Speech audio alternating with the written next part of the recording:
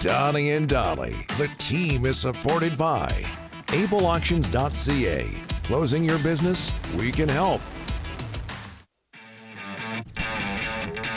Just ahead of Patrick Johnston. All of our guests today brought to you by Able Auctions, ableauctions.ca. Bayside Oceanfront Resort Inbox. A lot of people helping me out when talking about players with BC connections that have been named Rangers, captain of the Rangers. JT Miller, former Canuck. Andy Bathgate, former Western League Canuck. Barry Beck, former New West Bruin. Also Ron Greshner, I forgot about. Also former New West Bruin. Yeah, who was used to be married to Carol Alt. Carol, model. Supermodel. Not supermodel. just a model. So she was in the movie Private Parts with Howard Stern, which is underrated. Great movie. One of Ryan's favorites. Let's get to Patrick Johnston from the province. Co-author, along with Peter Leach, of the new book, Gino, The Fighting Spirit of Gino Odjick. Patrick, thanks for doing this, sir. How are you? I'm great, guys. Oh, there you go. Oh, lovely. There you go. I'll just hold that up. I'll just hold the entire time so people understand why I'm here. Yeah. Very nice. And I understand that you're going to send that copy to us. And we appreciate that. Yeah, I mean, as Ricky emailed the publisher back, because, You didn't. I did. Oh, my gosh. Okay. I'm a big reader. I want that book. Hey, before we get to the book, Patrick, and we will get to the book, but just your reaction. JT, you covered the Canucks. JT Miller being named captain of the New York Rangers. I think it took a lot of people by surprise today in this market. I mean, I guess it would. I mean, it was always an option, I suppose. There's a reason JT wore a letter on his sweater. There's an emotional core to the guy. We know that. Obviously, a lot of fans responded to the emotion we saw on the ice and the skill we saw on the ice. Listen, he is a guy that will tell you, even without getting into what did or didn't happen last year, and that's still a lot of that behind a curtain. He was a guy that would tell you that he knew that he stepped over the line, that his emotions would run too hot. And yet, he was also a guy that, that cares about the game. Mm-hmm. And so it's a choice. It's going to be a challenging choice. There's absolutely no doubt about that. But he's a guy that, listen, it's a room that's a deliberate choice. I mean, there's plenty of options in that room, right? You got Panarin, you got Trocheck, you got Adam Fox.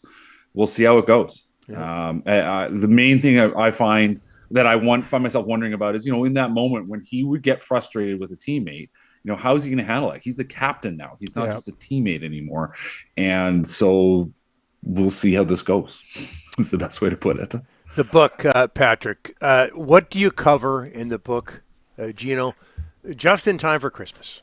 Well, I mean, it's actually an interesting way to bridge into this, because one of the things that stood out in this process was finding out what a loved teammate he truly was. And you guys obviously covered the team then and knew what was going on around there. But, when you talk to Trevor Linden and you talk to Jeff Courtnall, and you talk to Cliff Ronning, these are guys that light up when they talk about what Gino meant to that team. One of the cases I make early on, and Trevor agreed with me, was that you look at his draft and why he was drafted and what Pat Quinn was looking for in drafting him. This was a player that was big, who could skate, who he wasn't just going to be a tough guy. I mean, obviously was going to drop the gloves, and that was his primary job.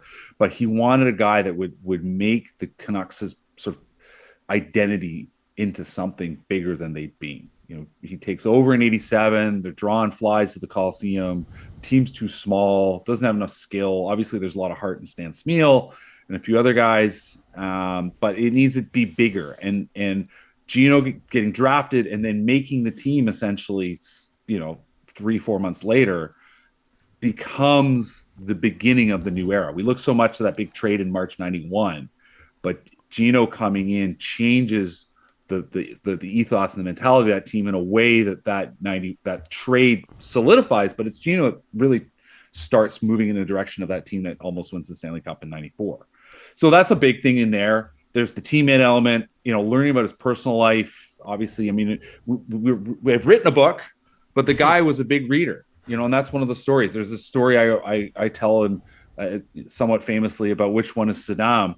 And, that there was a fan in January '91 holding a sign up in the stands playing the Jets and said, Gino's tougher than Saddam. And, this is like the eve of the bombing of Iraq. Yeah. And Gino nudges Stan Smeal in the ribs and says, which one's Saddam? What maybe people didn't know at the time was with a huge grin on his face. It was taken by reporters at the time as being, this guy doesn't know anything. He's a country bumpkin. Yeah. But I asked Steamer about it, and Stan just said, no. He knew. And so this was sort of a persona Gino would play on. But, Gino, you couldn't pull Gino. If Gino sat down at the breakfast table and there was a newspaper on it, you couldn't pull him away. I mean, I talked to his good friend Andy DeWatch, known as Itchy. Itchy would be like, you couldn't get him doing anything else. Donald Adet talked about being his neighbor when they were in junior together in Laval. You could, if Gino had a newspaper, you couldn't get him to do. He had to finish the newspaper. Like, this is a guy that knew how the world worked and was a great influence on it. He became this important Indigenous leader, quietly important Indigenous leader. I mean, we know him and Peter. Like, Peter was a wonderful co-author, obviously his best friend in the last 10 years of his life. He and Peter got together doing a lot of sort of youth leadership stuff, but that built itself into Gino spending time with people like Phil Fontaine, going to meet the Pope, trying to get an apology for residential schools. His own family, obviously, coming out of that story, his father went to residential school because his dad was killed by Nazis, fighting Nazis in Germany. I mean, or in France. I mean, the story, the layers to Gino's story were astounding. I'm so amazed by this journey I went on, and the bumps in later life with his health, his mental health, his heart. He died of a genetic heart condition.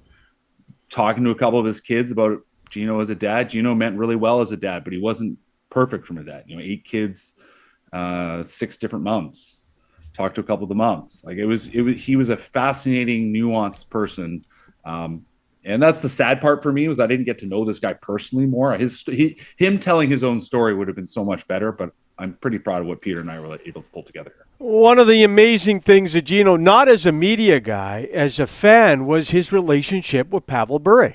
And when you dug into that, what did you find out about Gino and Bure, and why they were such good friends, and how they became united so much? Well, I mean, I talked to Pavel. I mean, that's an example of how much this project meant to his teammates. Pavel wanted to speak. And we talked a lot about just the sort of the two outsiders. It's a story, that part of the story has been told, I think, fairly often. The two outsiders, Gino coming from a small Indigenous community in Quebec, Pavel coming from a huge city and a totally different culture coming here. Peter tells us, I mean, it's in our book, so the story is our but Gino had once told Peter a story about very early on, Pavel almost from the start. I think we all know this now, that Pavel almost from the start, frustrated about contract stuff, frustrated about sort of terms of transfer and things like this and whatnot. There was an issue early on about sort of the value of his contract or something that had come up. And so post game, he goes and talks, I guess, to Pac-Man and leaves frustrated. And Gino basically saw a frustrated Pavel coming down the wall. Pavel basically punches the wall, and Gino looks at it and says, next time, do it like you mean it. Wow. And from that moment on, it seems clear that Pavel said, oh, this isn't just a guy who's helping me in practice. This is a person that maybe I can talk to a little bit.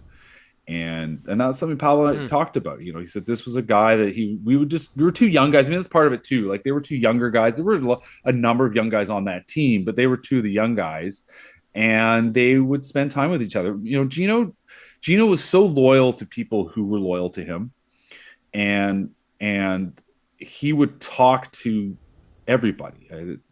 There's a story I relate early on about myself, like my second season. So this is 2019, 6 years ago. And early on in the season, I'm coming up out of the elevator at Rogers Arena. I go and turn down the hall to go to the press box, and Gino and actually Peter are coming the other way. And in that sort of split second, I mean, I think everyone maybe experiences, but it feels like it's drawn out. You think all these things all at once. Okay, there's Gino. Make sure you remind, hey, Patrick Johnston, blah blah blah, to introduce myself, to remind him who I was. And before I could even say anything, oh, Patrick, so great to see you. And Gino was like this with everybody. he was always looking to meet people, always looking to find out what's going on. And in Pavel, he found the perfect buddy. They loved doing stuff together. They loved going out for dinner. Yep. Gino didn't know how to cook, but he loved to eat. And they would go out for dinners around. I mean, people remember this. They would go around town. They were local celebrities, and they just found something in common. They appreciated each other. They wouldn't press each other on whatever they didn't want to get pressed on. It was just a very unique friendship that so few of us truly, I think, get in life. And they had it, and it was a tremendous thing. And yeah, like as everyone always said, here's the tough guy and the superstar. It was an odd couple, but it worked better than anything I think ever could be imagined. And Patrick, we're running out of time here, so very quickly, off the subject, you've also written a column, and we'll talk more about the book later. You've also written a column on Canucks management. Oh, yeah. Best guess, what do you think will happen with Rutherford and Alvin if the Canucks have another season like last season? Well, I mean, it's no surprise. This is year 4, right? Like, or is this year 5? I can't even remember anymore. But I pointed out in the past, if you look at essentially how every group in charge here under this ownership group, they've kind of gotten 4 years, and then things have gone haywire in year 4. And some guys have held on for a while, and some guys have left. And when you've been, say, Mike Gillis or Trevor Linden, and you sort of said, no, this is not what we're going to do. This is what we're going to do. I'm in charge.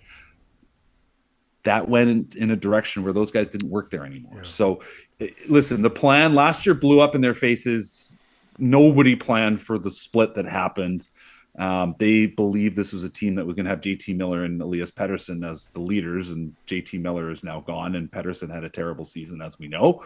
So it's all on that. Like, if they find a way to be in the playoff picture, and you look at the division, and they should be the 4th place team, but if they're not headed towards the playoffs before Christmas, I mean, I had it, like I wrote in the column, I talked to a source who knows these things pretty well, and he's like, I think we're going to start hearing a lot of noise about what's going on in management. It's a big pressure. I mean, we've been talking so much about pressure on Pettersson to perform and what's going to happen with Quinn Hughes and can Thatcher Demko come back. But I think it is important to recognize that there's guys picking the players. And in the end, the axe falls on them if this team isn't winning. Hold the book up again. It's called Gino, the Fighting Spirit of Gino Odjick, Patrick Johnston, co-author, along with Peter Leach, Gino's good friend. Patrick, thanks for this. Thanks, guys. Appreciate it.